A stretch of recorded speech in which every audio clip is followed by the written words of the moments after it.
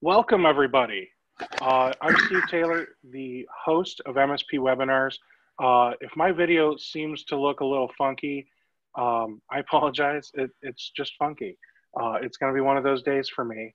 However, Brian Kelly with Comprehensive MSP, he's here. His video is not funky, and he's the one that you all should be excited to see, not me.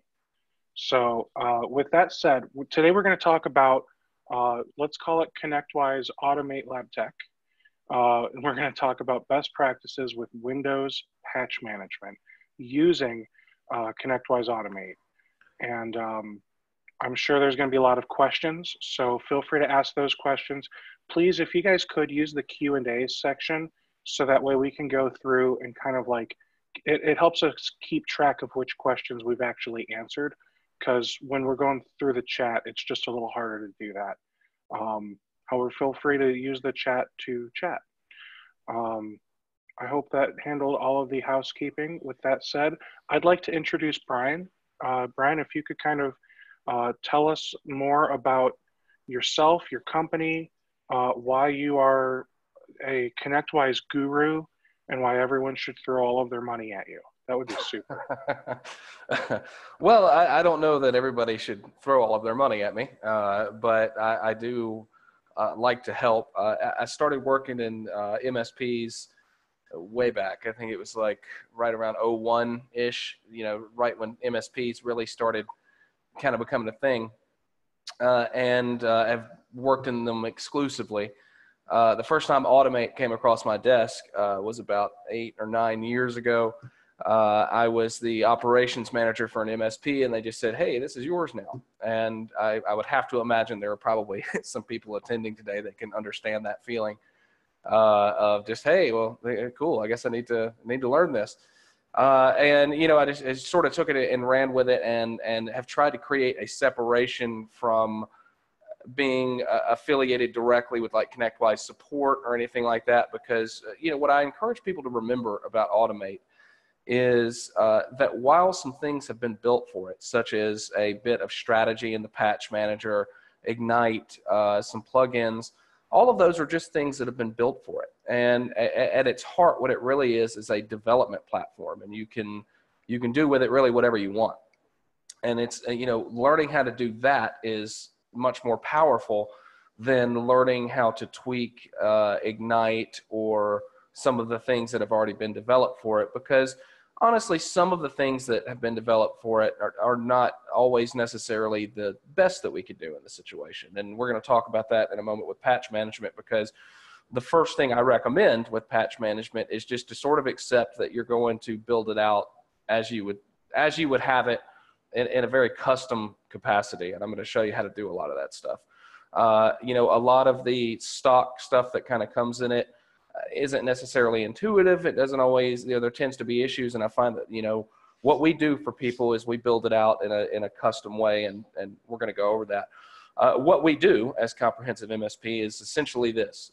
We do some higher level scripting, automation, things like that. But probably one thing we do very commonly, or most commonly for people, is, what we refer to as Automate Essentials, where we just go through and, including patch management, just hit all of the fundamental areas and just get this thing working based upon real world sort of what you actually have happening out there. And work through all those issues, create some best practice, some SOPs along the way, all that good stuff. So there could be some people in attendance that we've worked with before. I think I see a couple of familiar names in the attendees list. I definitely want to work with Alex Rios, because he represents about 56% of everybody involved right now. I'm joking.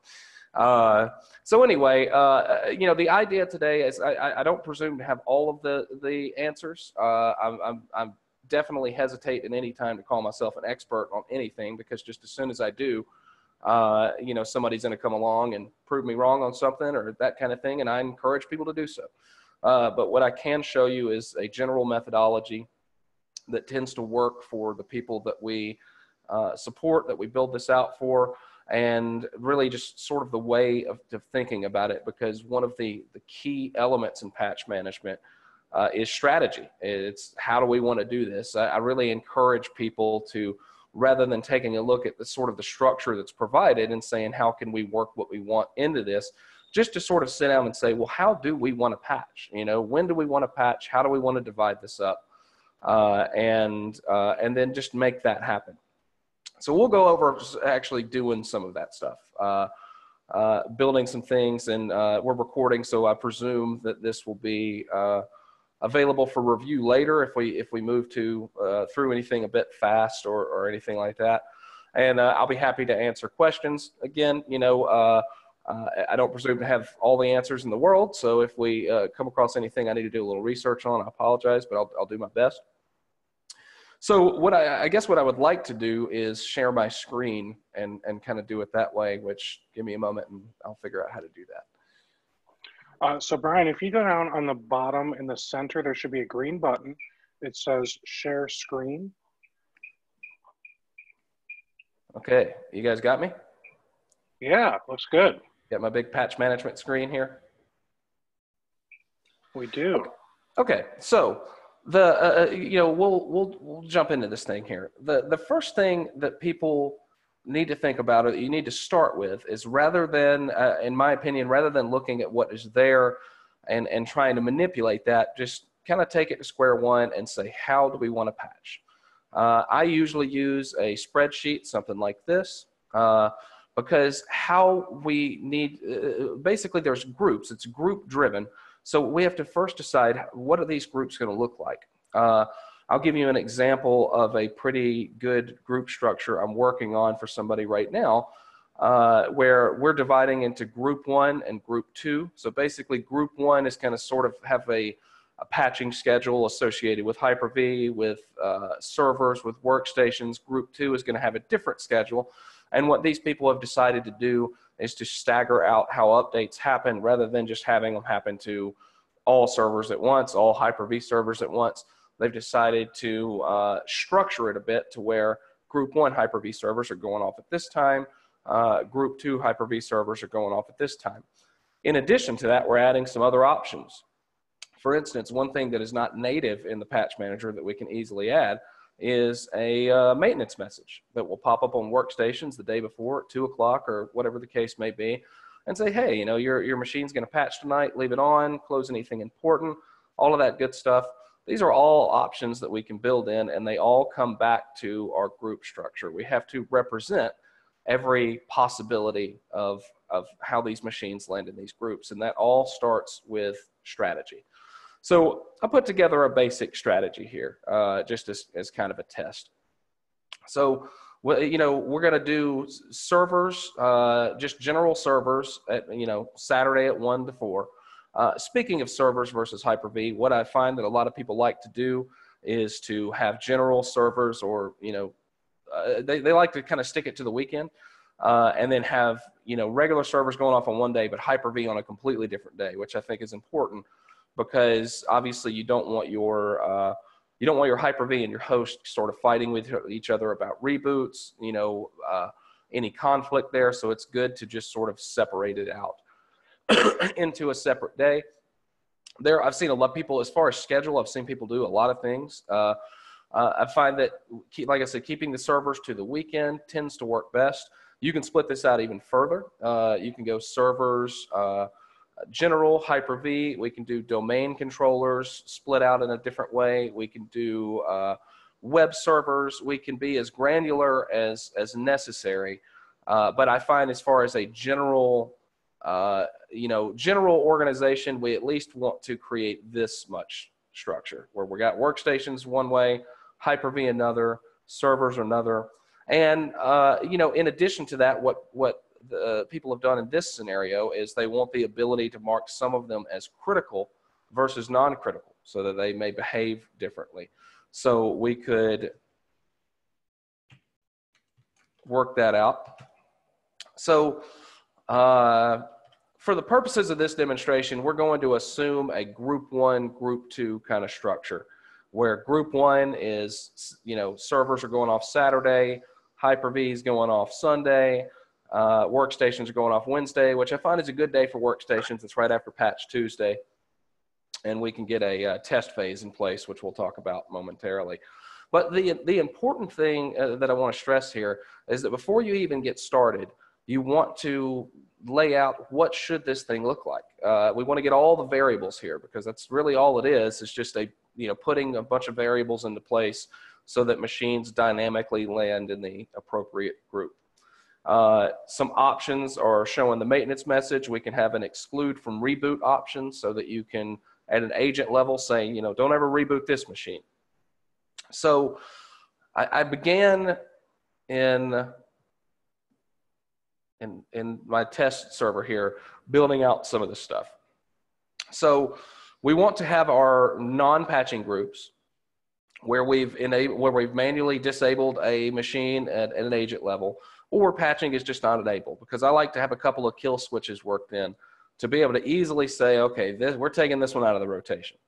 And I went ahead in addition to that and built out the group structure we would need for workstations. So the options that we wanted for workstations were to be able to show a maintenance message, to exclude it from reboot, and to be able to mark them critical versus standard. So I went ahead and built out the critical one. So this is just your standard critical workstations. These are ones excluded from reboot. These are ones with the maintenance message, and this is no reboot and maintenance message. So what we got to do is we got to figure out, okay, what's the easiest way to dynamically be able to select the appropriate settings on a client or location and have all of this stuff work correctly. So the way I handle that is, and this is going into a bit of groups versus extra data fields. You'll use that for patch management, but you'll use it for a whole bunch of other stuff too. It's a great way to be able to easily group computers. You mentioned, Steve, that just walking into the patch manager is a bit complicated. What I like to do is I like to take all of these settings and take them out of the patch manager and put them at a client and agent level so that it's easy to set these things. And that's really easy to do. So if we go to the dashboard, configurations, and additional fields, we can add all sorts of stuff. So we'll go to the location level. We're just going to create a new tab. We'll call it test patching config, but you can name it whatever's appropriate, like after your organization, whatever the case may be. And there's a few EDFs we want to build in. So very first one I always do is a checkbox for enable patching.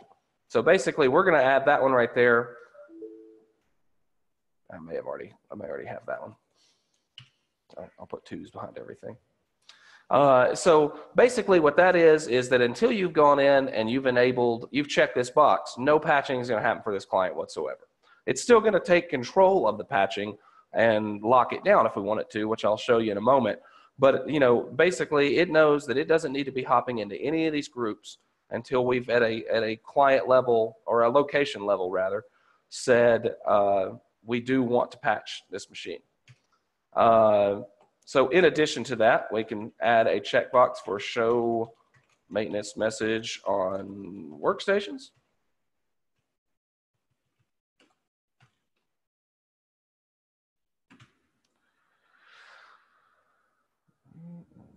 Now that we've added the other one, our tab will be selectable here. At the computer level, rather than the location level, we got the same tab now, and we'll say, we'll add an option for disable all patching.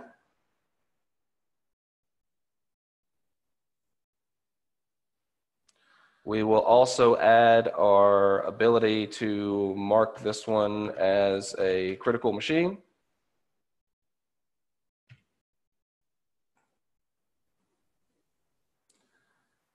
And since we were looking at a group structure, we also can add group 1, group 2, for bigger organizations that may want to stagger their patching scheduling. Actually, I think I did that one wrong. Let's get back. Yeah, that should be a checkbox.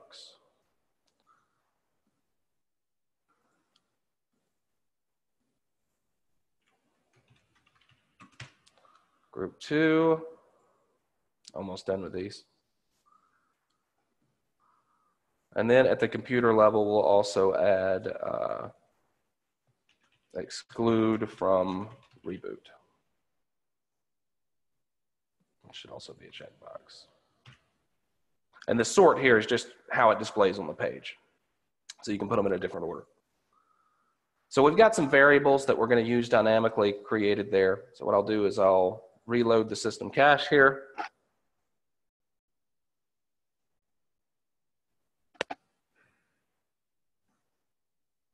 Okay, so I've already built our searches. So we're going to say, well, actually, I'll show you first off the new EDFs. So we can go to main office or just any location now, click info. There's our tab. So we've got enable patching. You know, we can, I was doing it quickly, but we can make sure the sort is correct. We can add any other options here. So essentially the idea is to be able to mark these machines appropriately. Like, yes, we want to enable patching. This one is in group 2. Yes, show the maintenance message on workstations. And then in addition to that, if we go to the workstation level,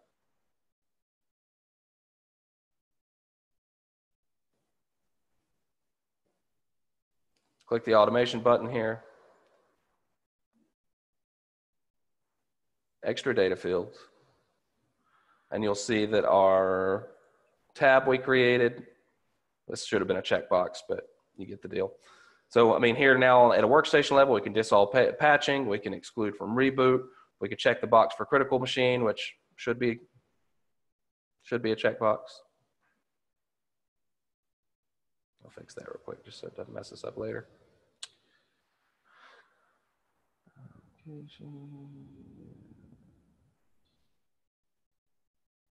Oh yeah, it was a computer one.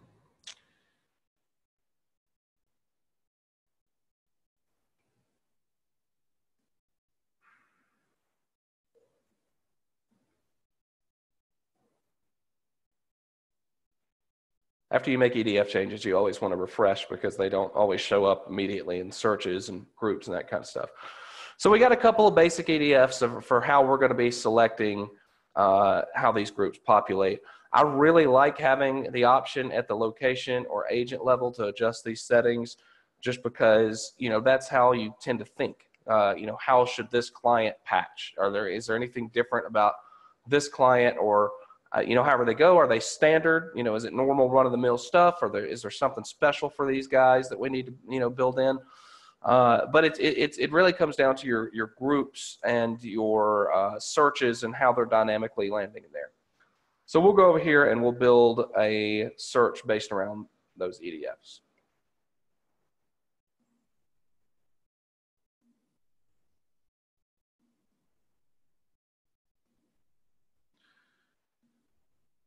Usually I'll create a folder just, you know, to keep it all in, keep it nice and tidy.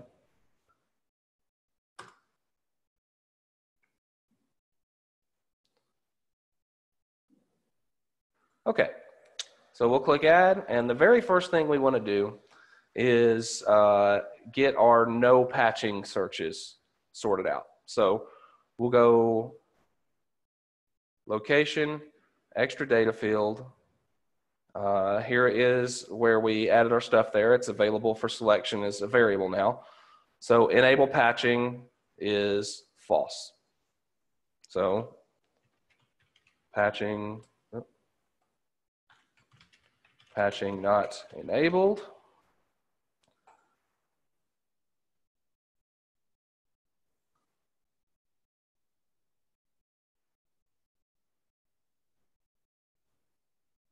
Now we can get rid of that. And then we also want to add at the computer level,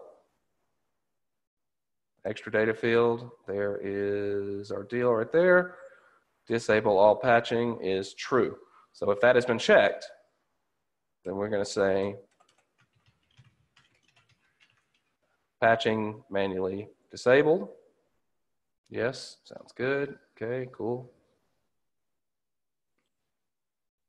And I usually will do all these at once just to kind of build it out, but we'll go ahead and associate those two and get them in the patch manager real quick to show you what the deal is. So we go back over here to browse. to our groups. There is our patching manually disabled group. Double click it. Patching manually disabled. Okay, so now any that checkbox is checked on is going to land there, and any that patching has not been enabled at all on is going to land right there.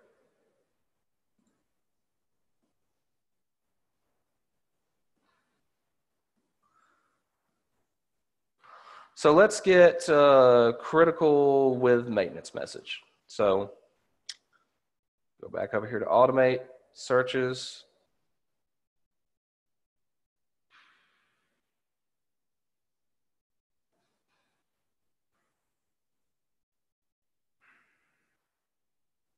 So I usually build in a little extra security here with the no patching stuff. Like for all of these patches that I do, or for all of these searches rather, I go in and I select that enable patching is true, and that at the workstation level, disable all patching is false. So this, I like to start all the additional searches like that, because what that does is it just gives us an extra layer of, okay, this machine should not be patching. It doesn't need to be landed in this group. So we're going to say OS is server is false. So we know it's a workstation. We're going to say that it is in group 1.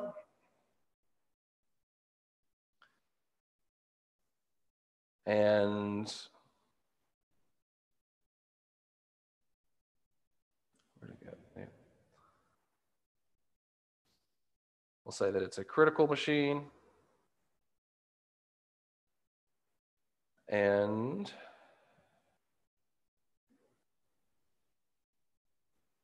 that we do want to show maintenance message. So what we have are group 1, critical workstation with message. So we can save that.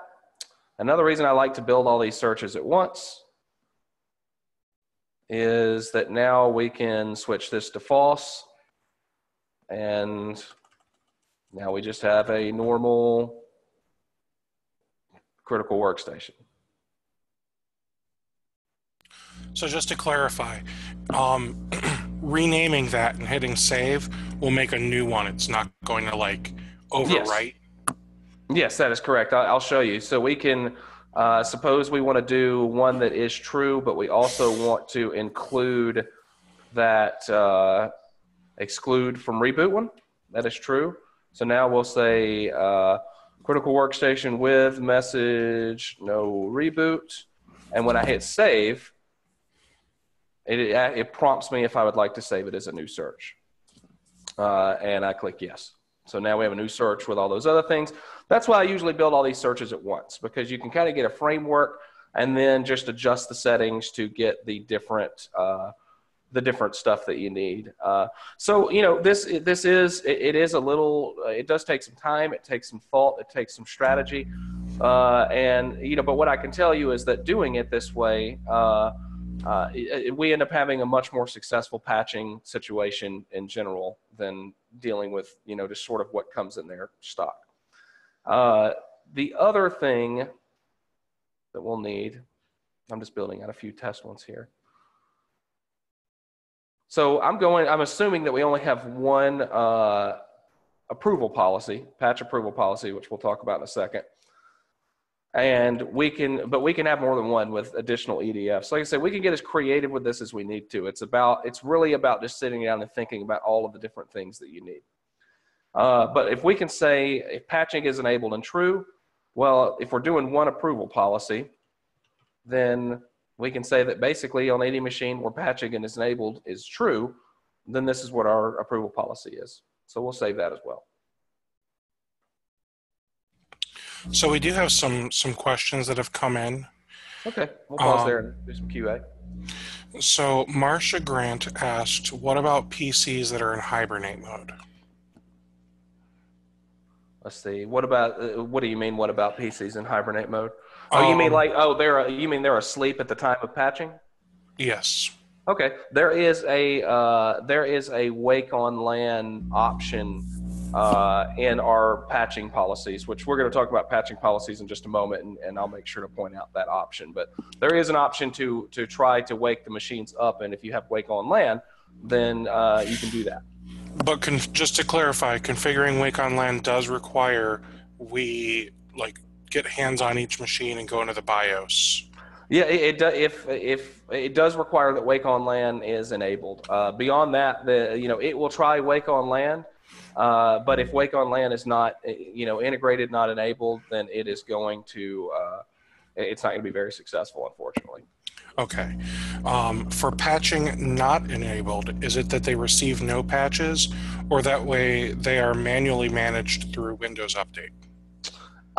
We actually can do either, and we can make that. We're going to make that decision here in just a second when I import these groups into Patch Manager, and I'll show you what I mean on that. But we could actually, since we have captured those machines in a group, we have control over what they do, even if patching is not what we want them to do. We can lock it down. We can take away access. We can do all sorts of things. And then this one is probably coming later, but he asked, any tips on managing Windows Update failures, WUA failures causing patches to not be applied? Yes, I do have some tips, but we're not quite to that point yet. Great. Okay. So now that we've taken a few patches or a few groups, I'll show you how to get them in Patch Manager. So we go over here to config. I like to create my groups outside of Patch Manager and then import them into the Patch Manager. I find that the groups tend to behave better that way. But the way you do that is first off, a thing about groups. It goes in priority, it starts at the top and it works its way down the bottom. So if you have a conflicting approval policy, some sort of conflicting update policy, reboot schedule, whatever the case may be, it's going to default to the one higher as far as approval. And that is important to remember. Like you'll notice that my approval policy, no patching, patching manually disabled, those items, I keep them at the top, because if a machine has been set as no patching, then I want that to be that needs to be the one that's most important. So all you have to do is click this button and choose Add Existing Group. Here are the ones we did. So we'll go to the workstations critical. We built these out, so we could just add a couple of them real quick. Hey, someone said, is this a change in LabTech 12? I thought lower items had priority.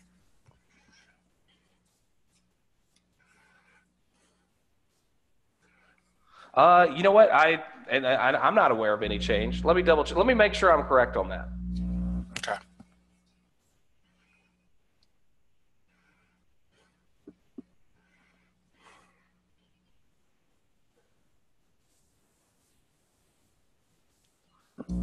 So we'll add a couple of groups here.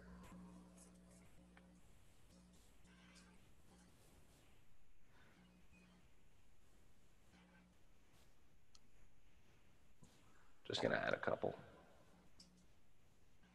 just so we get the idea.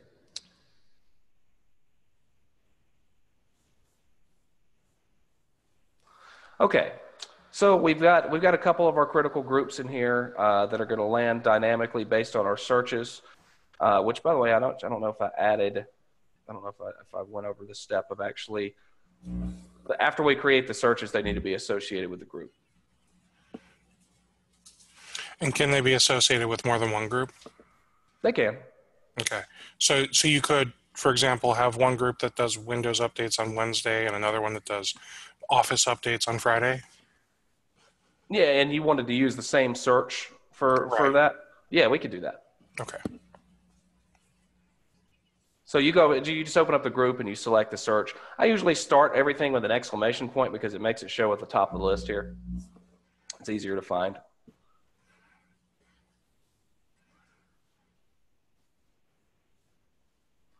So once we've got our groups properly built out, So let me answer the question about the patching not enabled. We'll build a Microsoft update policy for that. So here's one actually right here, custom, no patching. So essentially what I did here is, it is an update policy, so it is going to apply. I put it in managed mode. So lab tech is, handling business. We got other options here. We can say if we want it to just be at Windows Update defaults, disable it completely, disable it and make the UI go away. Usually I just set it as managed mode, leave the day as none, all of that good stuff. And then that tends to work. And what we can do is now we have our patching not enabled group. We can set the custom no patching policy on it, and it will behave accordingly. Even though patching is not what we want to happen to this group, we're still saying, well, here's how things need to be configured at the Windows Update agent level. So I think that may answer the question that we had earlier, that even if patching is not enabled, we still do have control over what they do because we did group them. So we'll say critical, no reboot, all that good stuff. Our workstations, usually I'll create a new policy. I like to preface stuff with custom just to kind of keep it together. But we'll say, Wednesday, 1 to 4 a.m. We'll put it in managed mode. We're doing it on Wednesday, 1 a.m., 3-hour window. Here is the option to wake the system using Wake on LAN or vPro. Forgot to mention vPro. I like to say create a Windows restore point at the time of updating, just in case anything happens. You can enable daytime patching, and if it is off for whatever reason, you can say, okay, patch when it's on during the day. You could set the option of, I like to say, don't patch if uptime is less than 60 minutes. That way it doesn't hit them just like as soon as they walk in the door, that kind of thing. So you got those options there. You got the option to run scripts before and after install and reboot window. There have been situations where we needed that. For instance, there was a client that had a few servers that had to be rebooted in a certain order, a certain way. And rather than just relying on Patch Manager rebooting, we instead created a script that would reboot in the appropriate order and with the appropriate options, and we applied that instead. Those are essentially options. As far as scheduling, we can do custom, and we have all the options here. We can say, first Wednesday, last Tuesday, certain months. I don't know why anybody would want to go certain months, but you can be very granular with your scheduling here. But essentially, once we've got that built out, need to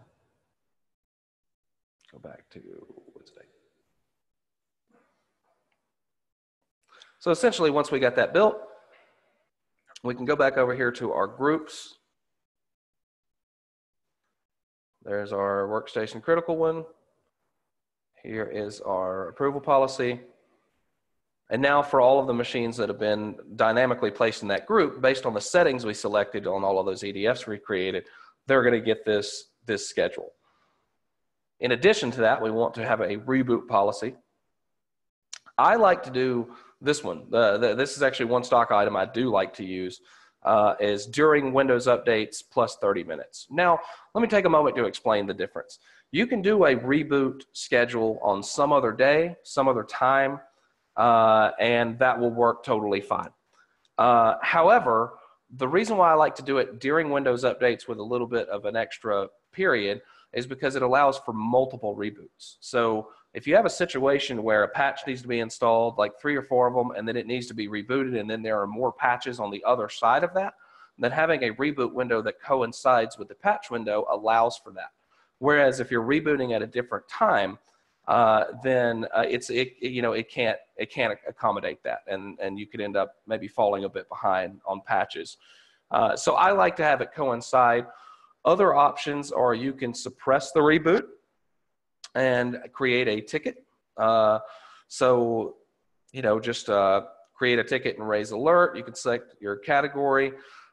You've got some options for For workstations, you can schedule it at a completely different day, again, with running scripts, before or after reboot. So you have granular control over how you reboot. But like I said, the one I recommend, all the way, if possible, is the during Windows updates plus 30 minutes, because it just gives you greater functionality as far as being able to reboot.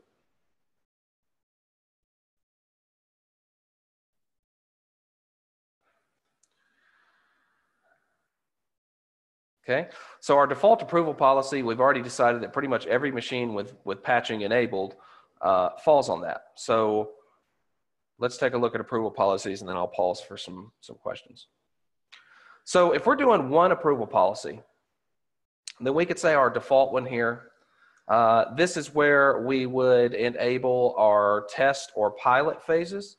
So essentially, a patch comes out and it is marked as a patch that is either in test. Initially, it's marked as a patch that's in test phase, and it's only applicable to machines that have been placed in the test phase, which I can show you how to do in a moment. The same is true for the pilot phase. I find in most MSP environments, a pilot phase usually isn't necessary. Just doing a test phase of something like a week tends to work well, because it gives you a bit of a buffer between when a patch comes out and when it goes into production, but you can do a pilot as well. And then what it does is it allows you to go through and by category select which patches to approve, and you have a little bit more freedom there, without having to worry about that a bad patch is going to come down the pipe and just ruin everything. So you can take some of the load off of you of having to go in and manually approve patches all the time. General best practice on that, I find that this kind of works for most people here, approving some of the common stuff. Drivers, people typically want to ignore. I recommend going with approve or ignore. You also have the deny and remove options. Remove will remove it from machines should it find that it's out there anywhere. And deny, it denies a patch, but I don't like using deny really kind of for the same reason that you typically try to stay away from using deny permissions. It's better to, I've found, to approve, ignore, which means, it's set, but we're going to ignore that this patch exists. And if you have something that just needs to come out of the environment entirely, then marking it as remove would do that. But I find that people usually, they approve quite a bit. Oftentimes people will set some of the exchange categories as manual, some of the SQL categories as manual, just to avoid any surprises. Usually they just let Office through, security through. Service packs are typically manual. Tools and update rollups are typically manual. And because you do want to take some of the administrative load off of you, but at the same time, you don't want to, just sort of blindly throw anything out there that could be a real problem, like a big exchange roll-up or something like that, So which one of these categories, if you could have that open again, I'm sorry. Sure. Which one of those categories, excuse me, is the Windows feature upgrades, like upgrading from Spring Creator Update to Fall Creator Update? I believe that falls under feature packs here, if I'm not mistaken. So are you able to confirm essentially that LabTech does those updates?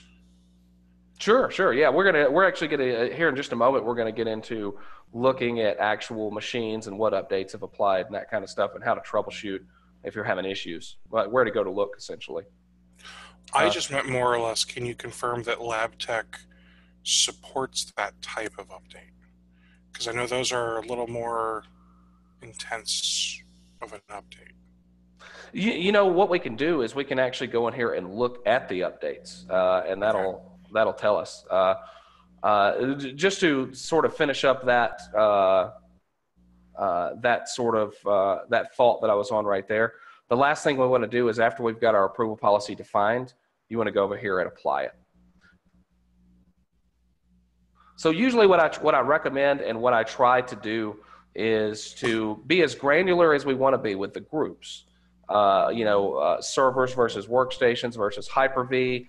If you want the maintenance message option, which I can show you how to add that, critical versus non-critical. It's really whatever you need it to be. And then dynamically populating those groups. So we can be as granular as we want to be with that, but I do recommend being the least granular you can be with your approval policies, because we don't want to overwork the server with, applying multiple policies to a lot of different places. So if one approval policy works for just about everybody, then, you can base it off that patching enabled EDF and apply it to everybody. If you have one for servers and one for workstations, you can do the same thing, but just use that OS is server equals true versus false, and apply it that way. But I do recommend casting kind of as small of a net as possible with approval policies, whereas with groups for patching, you can kind of be as granular as you want to be. And I encourage, taking the time to build it out, because you get so much more functionality. Now, let's talk about device view here. So we've got our patch built out. We've got our groups dynamically populated. Everything looks good. Now we want to actually take a look at some of the patching stuff and get an idea of what's going on. And this server I'm in may not be a good example, honestly. But basically, you can, at device view here, you can sort by company, by location. You can drill down to the machines. And from here, you can get just about any information about what's going on with that machine that you want. It could give you current patches, whether they're installed, whether they've been attempted. I don't really have I need to, like I said, this isn't a good example of one that's just firing stuff up all the time, but this is more of a production or test server. You can look at your patch history. But what I like to look at is I actually like to look at the logs, which I actually don't have any of this one, but if a patch is failing, then it actually will put in the log here the same thing that you'll get in Windows. So for instance, if patching is failing, you quite often will get an error code in here that will often tell you exactly what's going on. Like for instance, I've seen, like the HX00E77, whatever the case may be. You can oftentimes research exactly what that is, and it'll tell you what's going on. It's usually related to the update agent, or the cache on the machine needs to be cleared. Oftentimes, it's an agent level issue after we have thoroughly made sure that everything's in the appropriate group and everything's looking good. You also from here can change the production stage. So we can take this machine and we can put it in the test or the pilot phase here as well. So you can be a bit strategic about that, which ones are in that test phase, which are in production. You also have patch view here. If you, rather than looking at it at a machine level, you want to look at a particular patch, you can go to patch view here, locate that actual patch, and it will give you an idea of, what devices it's on, is it approved, what phase is it in, all of that good stuff. So you can get information about individual patches. Speaking of patches, I need to finish up on approvals. This is the approval button right up here, right next to config. So this, when you go to your default approval policy we were just talking about, this is going to let you know which patches have not been set up here and the ones that already have been set down here. So what you'll see is that many of them have already been set because we selected by category to either approve, ignore, all of that good stuff. The ones that you're left with at the top are the ones that we didn't set any of those on that need to be manually reviewed from time to time. So you can come in here, it'll give you the KB ID, it'll give you the information to look up the individual patch. You can select one, you can select multiple, and right up here you can approve that patch for install, you can ignore it, and then you have the other options I mentioned, but I usually try to stay away from using those and then stick with the first two. You also can filter down here based on OS, server, whether or not it's been approved, what category a patch is in, its severity, that sort of thing. And if you enable the third-party patching licensing with LabTech, then some of those options will be down here as well. Under manufacturer like 7-zip and all those things that it does. So let me take a moment to kind of look at the QA here and see what we got. Make sure we're caught up. Sure. Yeah. So, going back to the feature packs and feature upgrades, Candace said that they do not, at this time, support doing those. They have a plan to moving forward, but as of 2 weeks ago, LabTech let her know that they do not support doing those major upgrades to Windows 10. Sure, and you know that is sometimes the case, and again, forgive me for not knowing the answer to that right off the top of my head. I spend much more time in the configuration of Patch Manager these days than actually dealing with the machines that they're going to, and you know, so I'm a little out of the pipeline sometimes as far as patches as they're coming out, that sort of thing, but. Yeah, I mean, that doesn't sound unusual to me that there would be an issue like that. And then Jason Massey wanted to clarify, since he asked earlier, group priority is based on the order in which the group appears in the group list. The groups at the top of the list have the lowest priority, whereas groups at the bottom of the list have the highest priority. The group priority determines which Microsoft update policy, third-party update policy, and reboot policy will be applied to the devices in the group. It does not determine which approval policy is applied, because this is determined by the approval policy priority. Yeah, the approval policy priority is, so it is, I guess it is bottom to top then. My apologies on that. That's, where did I get that from? And I usually, you have to forgive me, I usually, I'm just configuring these things and not going through. I feel like I'm stammering a bit on my words here. That's okay, man. There's another question I'm going to save for the end, because I don't think this is related to patching. Oh, okay, yeah. Okay, so let's see, what else should we cover? Yeah, there's a lot to it. There's a lot of different things, and I'm trying to provide a little bit of clarity, a bit of direction here, but it can be. I had some notes over here. Let me see what else I have. No, what's interesting is I see you've got the feature updates in there. Yeah, there are some feature updates. There is a feature packs category. There is feature updates that land under upgrades. I actually was not aware of the fact that there's been any issue there, but you know, it's one of those things. That's the thing about patch management, is that sometimes there are situations like that where it's just something happening with the platform. Because we can control how updates are applied, how they're approved, that sort of thing. But what we don't really have any control over is LabTech, you know, retrieving these updates. You know, that whole mechanism where they're populating and, you know, what updates are coming out. You know, there's still some levels of it that there's not a lot we can do about it.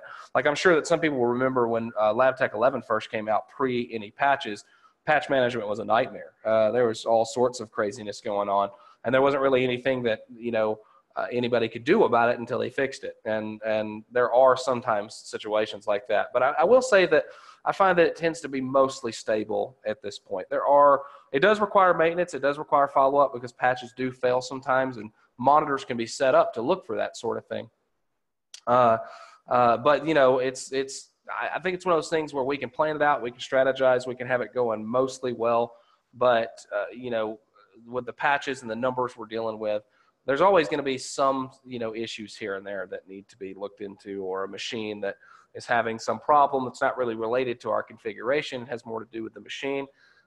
Like I mentioned with Windows 7 earlier, you know, so there's some administrative follow-up, but you know, the critical thing is just initially to just get your structure laid out and get it in there the way that you would have it. And then, like I said, I encourage people to just sort of take that to the drawing board and just make those decisions kind of from scratch and say, here's the way it is. You know, here's how we want to patch, because you really can build just about any of those things out and be as granular as you want. I'm trying to think, what else? Where'd my notes go? I had some other things go.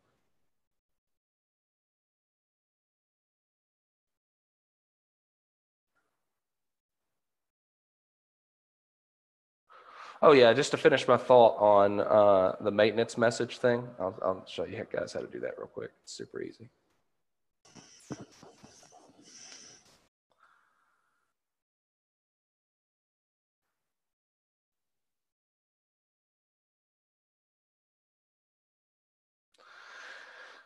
So we'll just add one anywhere here as a test.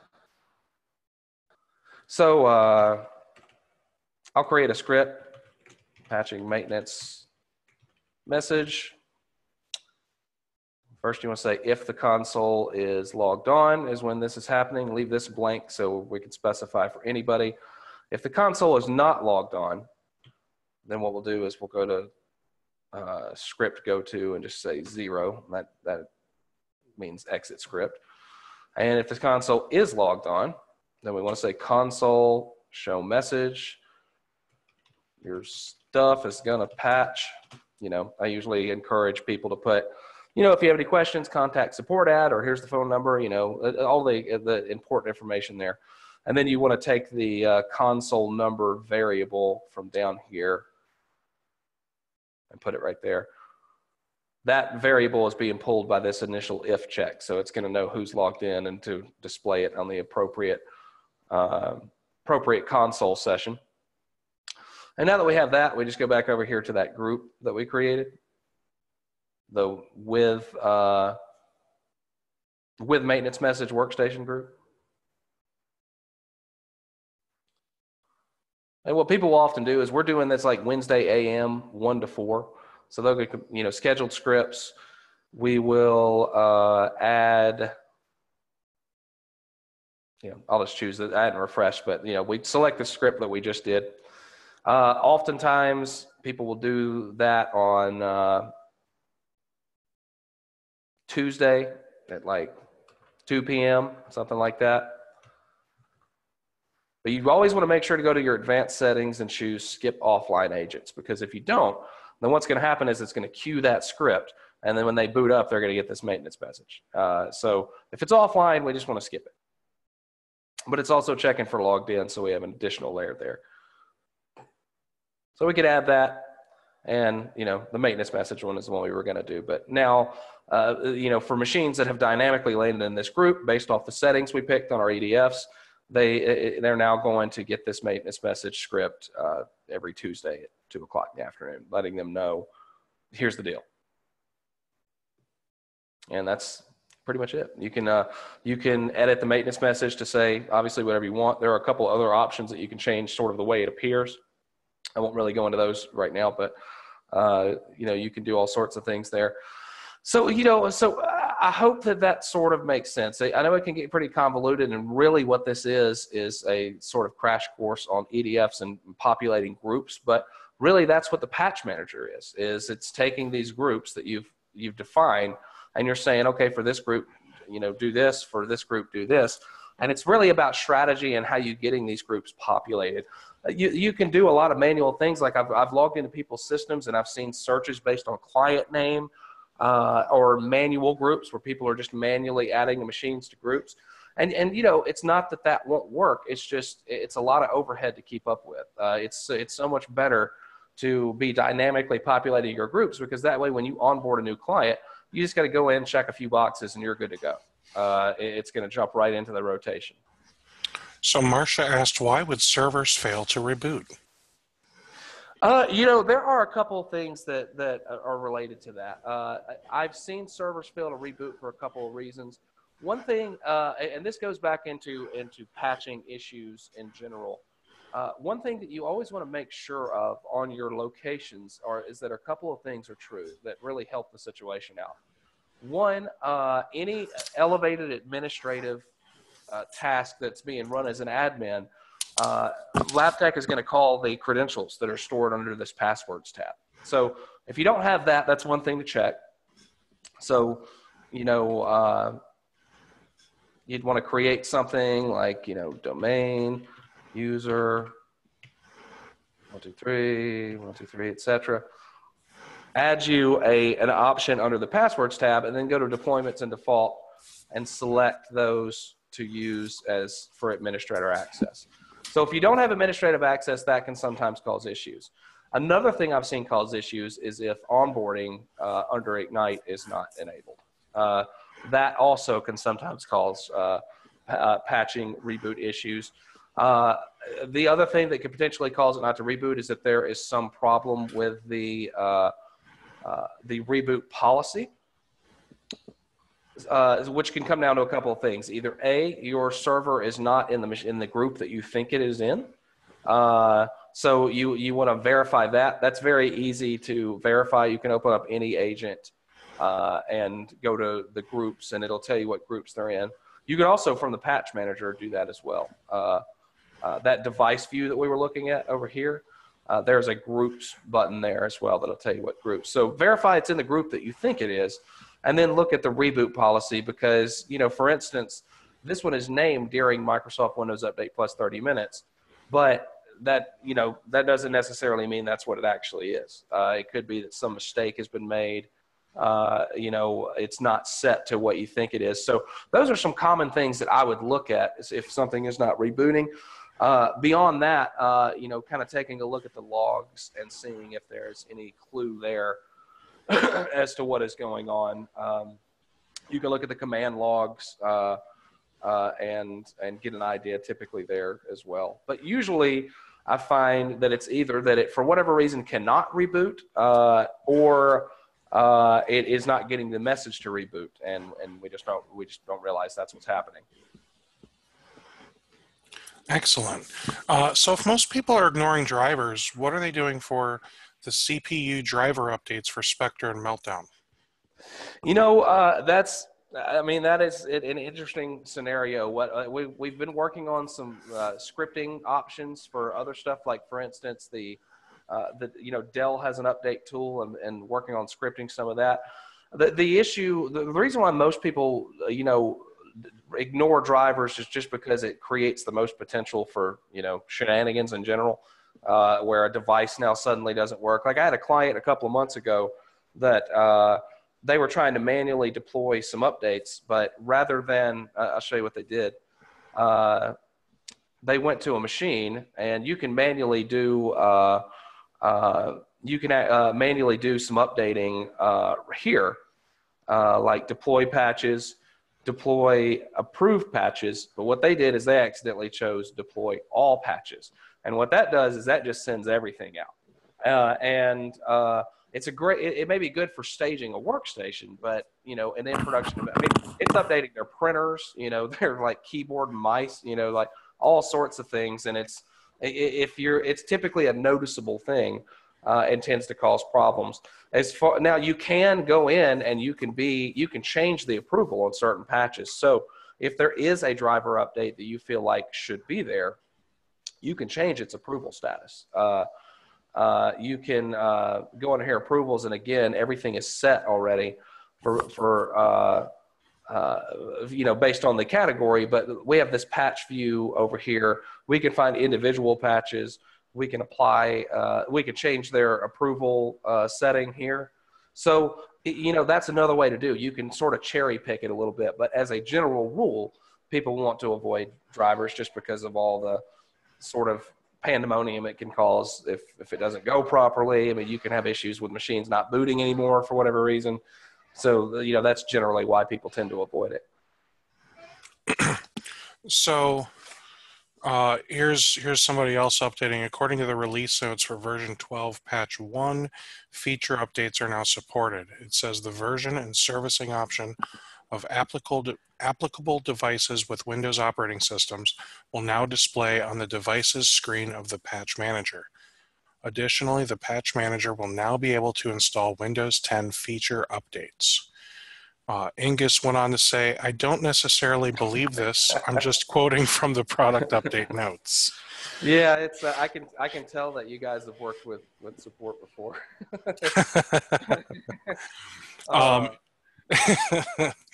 So I'll let you guys kind of take that for what it is. Yeah, and bear in mind that with mine, LabTech doesn't call me up and say, hey, man, we got Automate 12 coming out, and here's all the stuff, and that sort of thing. So it's on me to kind of go out and find some of that. And, so it's, I don't get to be ahead of the curve, like with development or anything like that. So, there are sometimes like in that instance where we'll get it and I'll be like, okay, well, let's test it and see how that works. If I set critical updates to be automatically approved, why do I find critical updates still in discovered patches? We would have to take a look at that. One thing I would say to take a look at is under your, make sure you're looking at the right approval policy, first off. If you go over here to approvals, you'll see that there are options here. These are ones that have already been populated by lab tech. I usually, if I'm doing one approval policy, I'll snag this default one or create, some new ones over here. But I would definitely say make sure you're looking at the right approval policy that you have set that setting on. If it is set correctly and it is still not going through, then we have some sort of issue. It's difficult for me to say specifically what that would be. And I'd also be curious to see what version and patch you're on, because I know that on version 11 around patch 2 or 3, that's exactly what was happening. Patches were not making it through the approval process, and there was a fix that had to be applied and that kind of stuff. So, there's a couple of considerations there. It's difficult for me to say specifically without having a look, but the first thing I would check is make sure that, you do have it set properly under your approval policy under config over here. And then also when you go over here and look at the updates, that you're looking at the correct approval policy. So yeah, I would just make sure by category it's good to go here.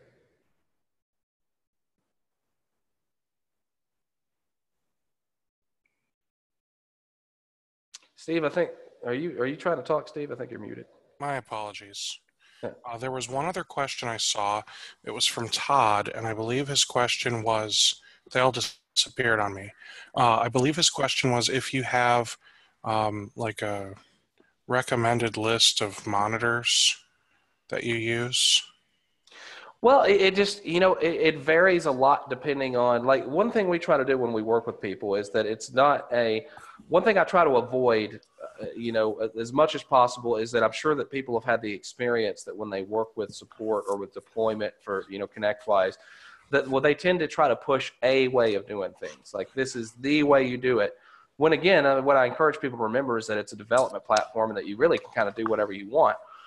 So we try to keep that in mind when we work with people, and we be very customized based on what they actually have out there and what we need to pay attention to.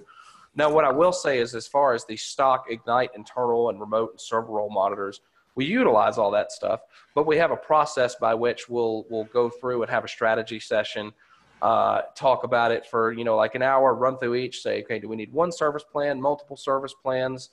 How do we want these to behave? Here's best practice, what typically tends to work.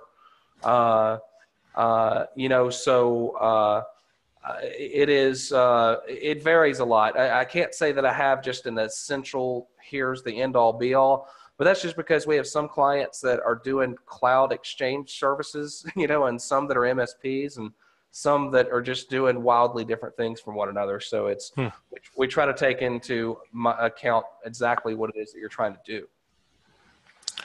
Is it possible to use test or pilot stage on multiple approval policies?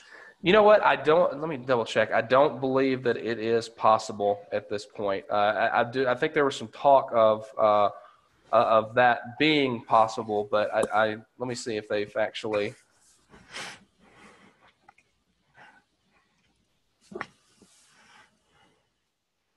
Yeah. So it's still at this point just one. Yeah, just one. And syncing automate alerts to ConnectWise, yay or nay? I guess I don't fully understand the question.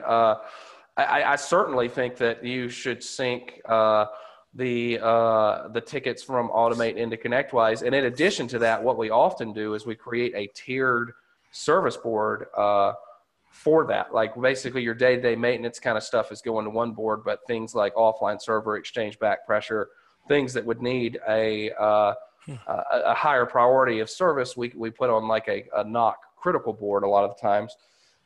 So I definitely recommend getting over there, because the ticketing system in Automate kind of sucks because they stopped developing it a while back because of ConnectWise Manage.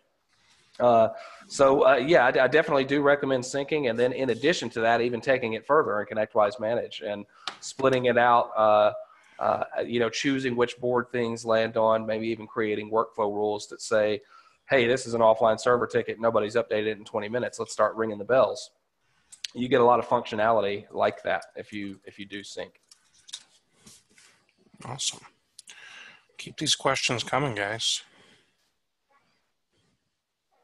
And I hope that I've been, like I said, it's a pretty broad topic to cover, and I'm kind of covering the way we tend to do things.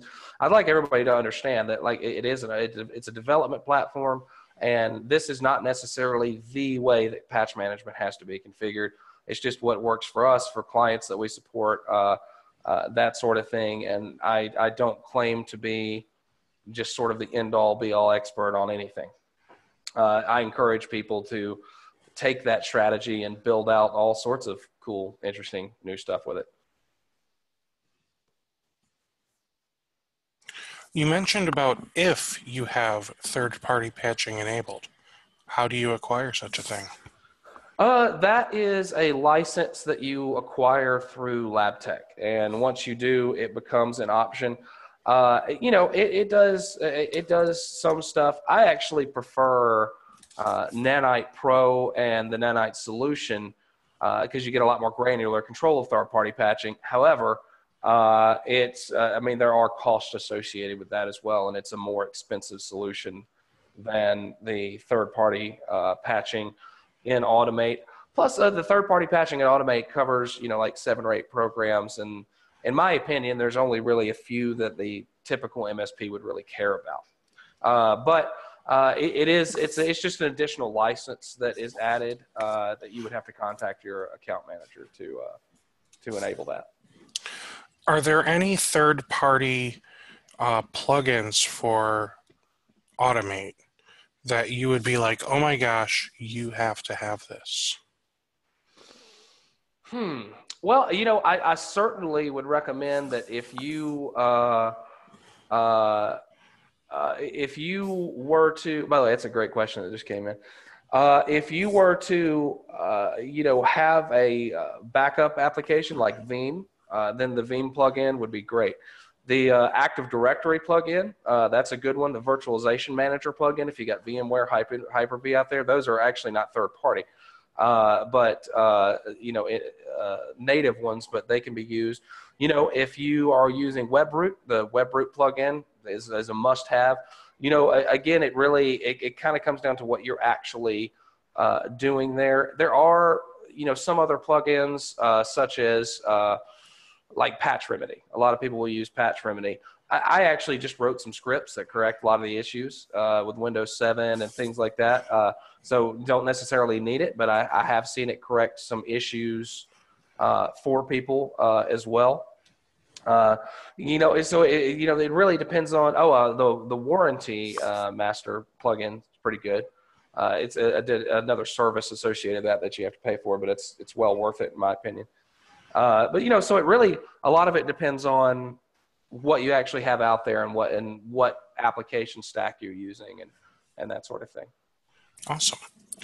Have you run into problems with patch schedules at the same time as Automate server maintenance?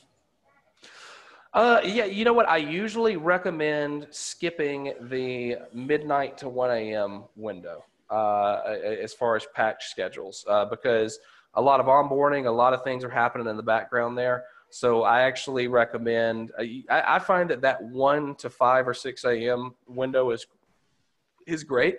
Some people will do like a evening schedule, 8 p.m., 10 p.m., that kind of stuff. I just recommend kind of the turn of the day, avoiding that because there are, some group refreshes and agent maintenance, and there's various things that tend to fire off at that period of time. Is there a way to add your own items to Patch Manager, like custom apps or anything like that, or do we just need to use Chocolatey? There's Chocolatey as an option as well. The answer is yes and no. You can, you wouldn't necessarily add them to the Patch Manager, but you could create groups that gather machines to have maintenance done on a particular application, and you can create scripts to update that application, install that application.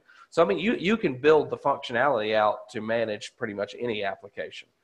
So it wouldn't necessarily be in the patch manager, but the functionality could still be created. Why do you have such long time frames? I mean, how short can a patch schedule be and run effectively? There are some variables with that. It depends on kind of how hard a server's being hit, how fast it is, bandwidth, things like that. I find that a 3-hour window tends to work well. And I've just kind of done that out of experience. As far as how short a patch schedule can be and run effectively, I think is going to vary depending on how far behind a machine is on patching, how quickly the machine responds. So it is difficult sometimes it's difficult for me to give a rock bottom number because there are some variables that go into it. So I just find that just those evening hours tend to work well. But what you can do is you can actually look at the patch job history and the logs we took a look at earlier, and you can get an idea of, when things are firing off and how long they're taking as well. Excellent. How do you handle the active hours window on Server 2016? Can you elaborate a little bit of that on active hours window? So on a Windows 10 or Windows Server 2016 computer, if you go into Settings, Updates, and then there's an active hours section that's newer in one of the newer feature updates. And that basically says, here are the hours we're actively using the device, so you're not allowed to reboot the computer for automatic Windows updates during active hours. I have not had to do anything with that. I've not seen any issues, any problems. Typically, we set the policies in LabTech, and then it takes effect. So, I don't know the answer to that off the top of my head. And you guys have to forgive me. I've been doing this for a little while, so I'm not as into the front lines anymore with servers and that sort of thing. I'm usually doing this. So I've not had to do anything as far as adjusting that, accounting for that. Nothing has been necessary. Let me ask the question a different way. Is the way that you showed us how to configure things basically telling the computer you're not allowed to manage Windows updates anymore, only I do it? Well, the LabTech server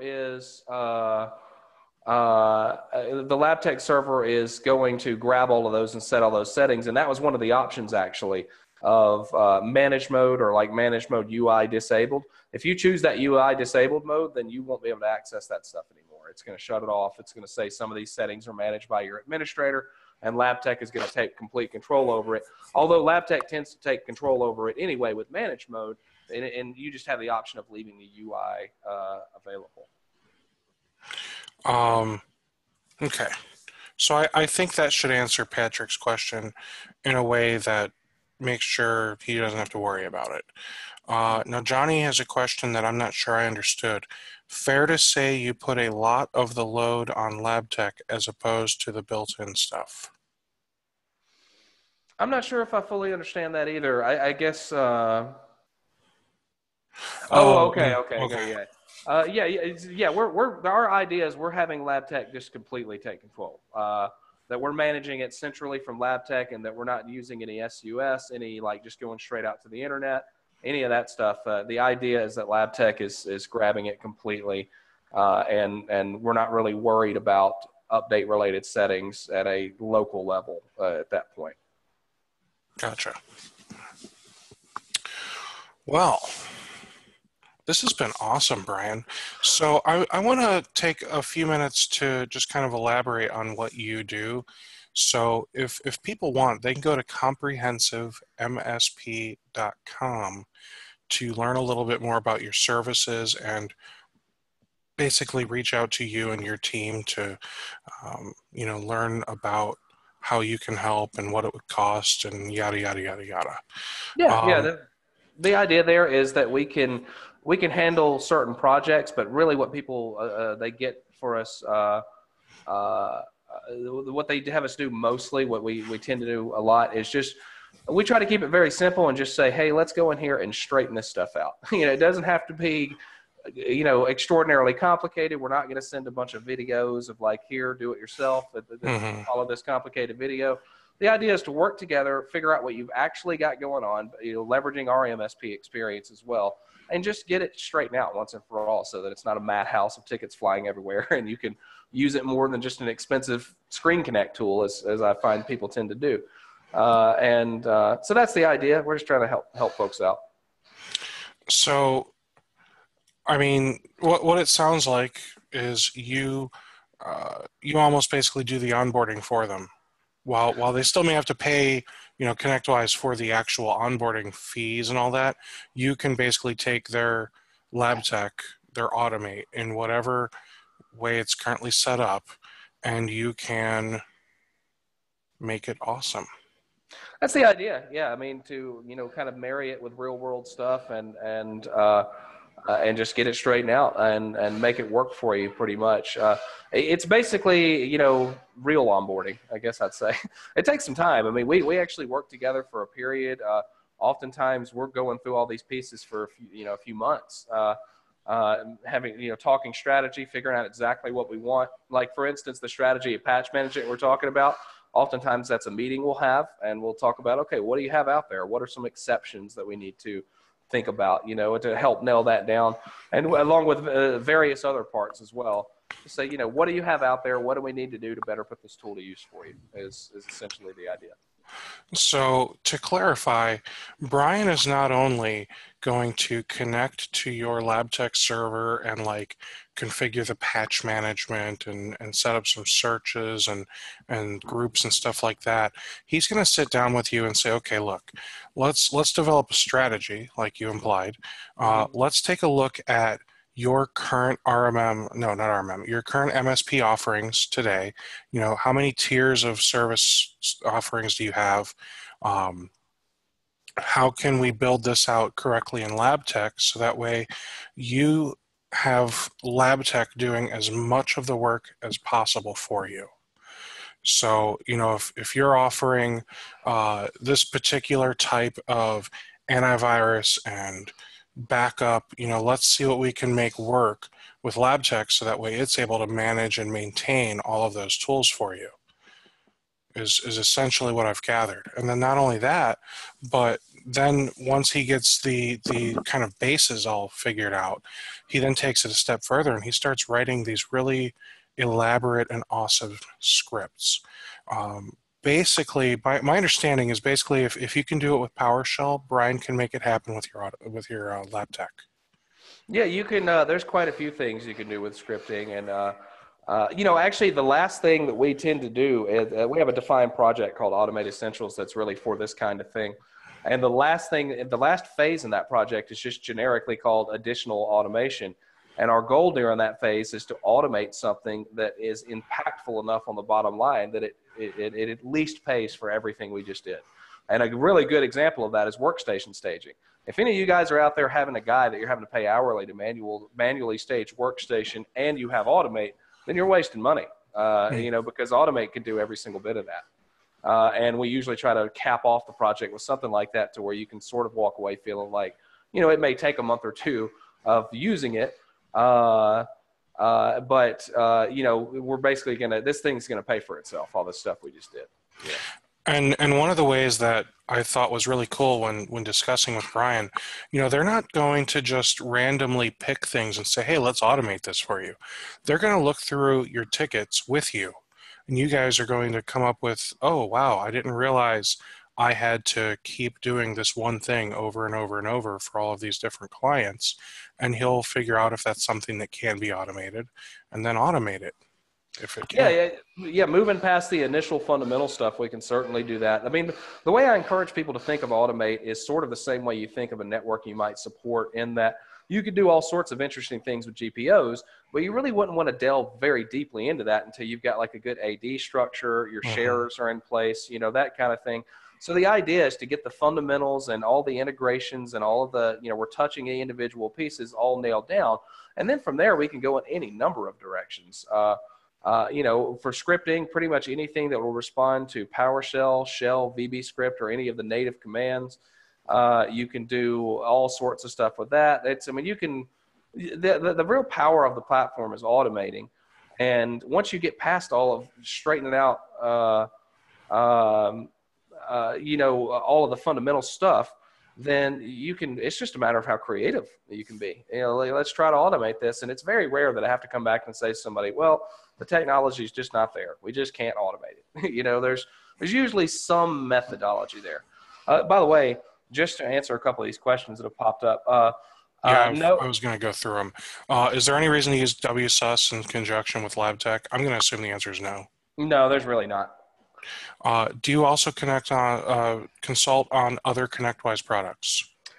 Yes, as part of the Automate Essentials, we actually will do ConnectWise managed work as well and structure service boards, make sure that side of things is supporting what we're doing in Automate at least.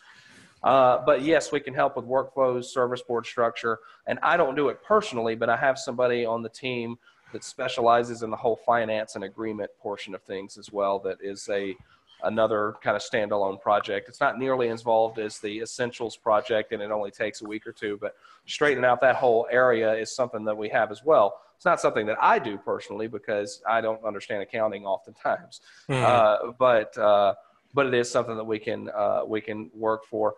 We can do those things, the service boards, workflows, that sort of thing.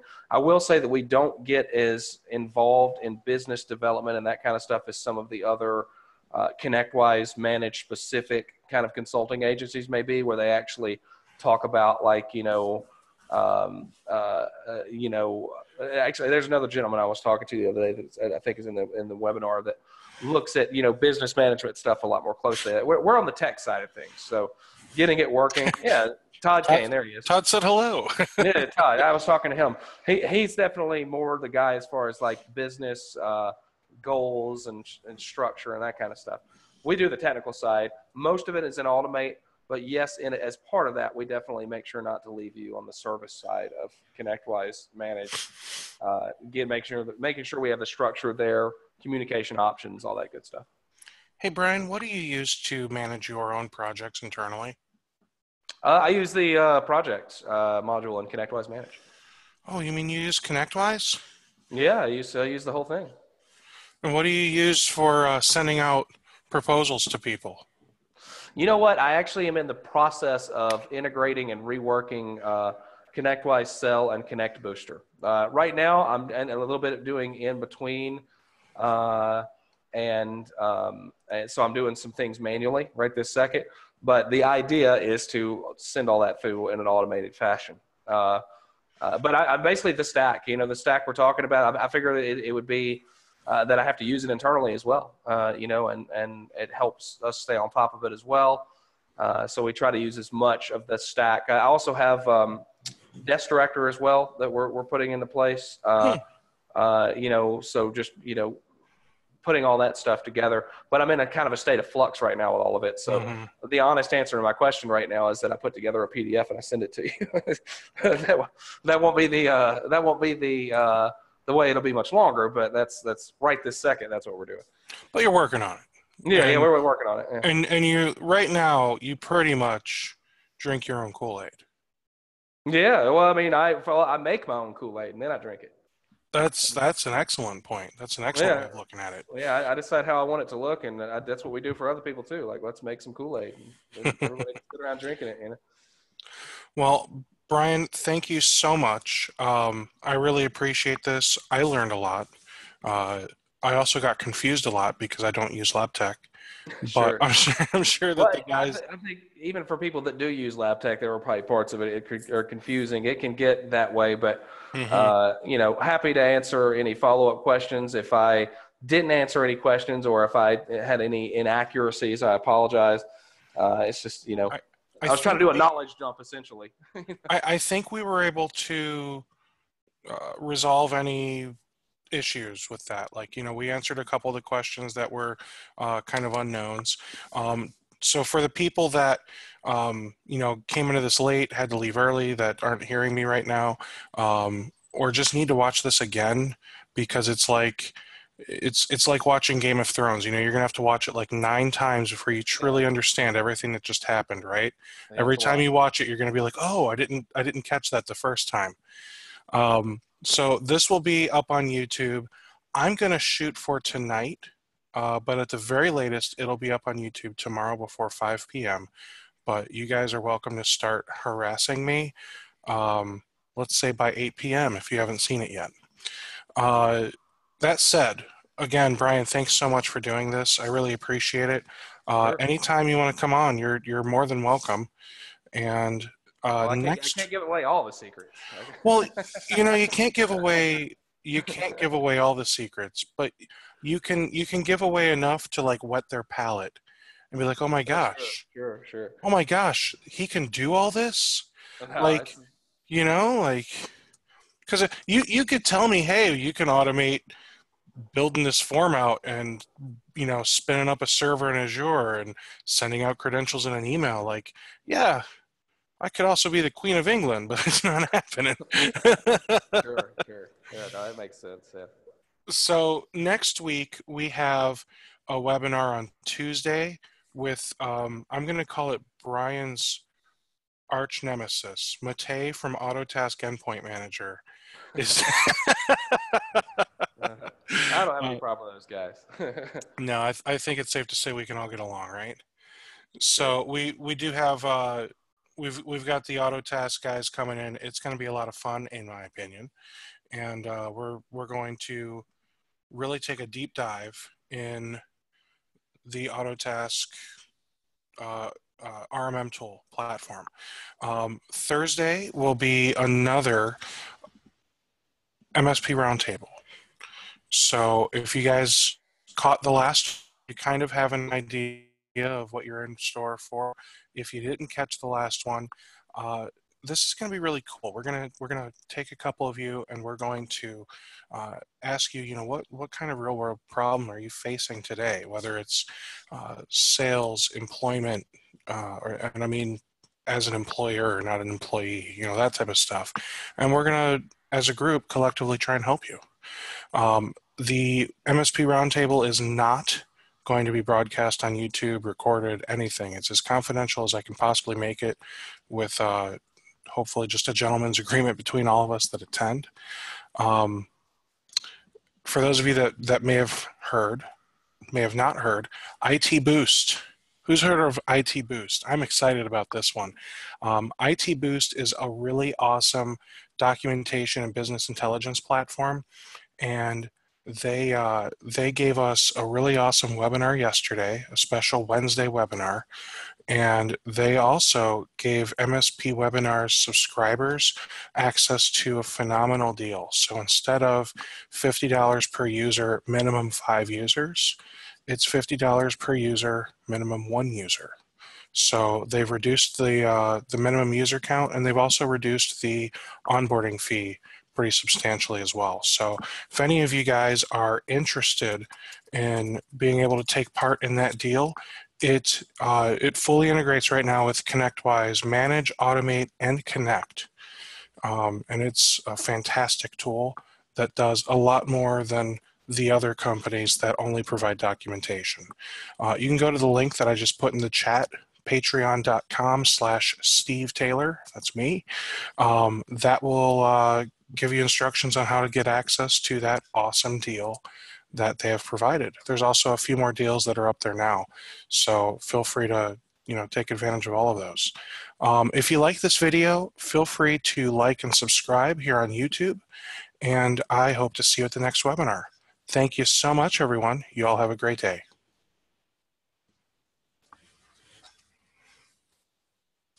And now to figure out how to turn off recording.